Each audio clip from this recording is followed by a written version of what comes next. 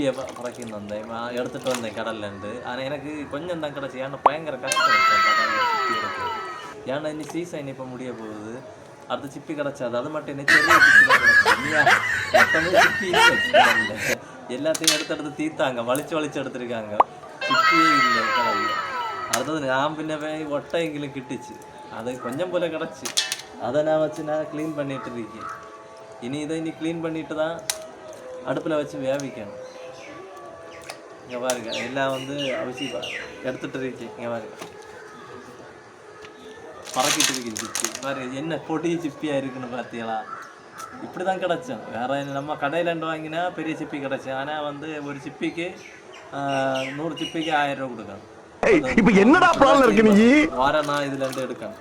ஏன்னா அங்கண்டே நமக்கு எடுத்துருக்கலாம். அப்படி எடுத்தாச்சுன்னா வேலை ஈஸியாக இருக்குது. ஆனால் எனக்கு அங்கிட்ட டைம் கிடச்சிரு. ஏன்னா நாங்கள் பிந்தி தான் சிப்பியை கிட்டுச்சு தேடி. ஏன்னா நிறைய இடத்துல இல்லை, எல்லாமே எடுத்துருக்காங்க. 2 தோடுவோ தான் கிடக்கு. அப்படி சிப்பியை வலிச்சு எடுத்துருக்காங்க. என்ன மாதிரி சிப்பி அப்படின்னு எல்லாரும் வந்து எடுக்கிறாங்கன்னு பாருங்க.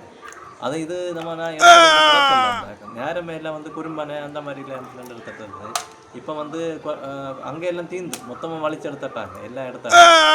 இப்போ வந்து குளச்சல்லேருந்து தான் எடுத்தேன். இனிப்போ இந்த ஒரு மாதம் கூட இருக்கு.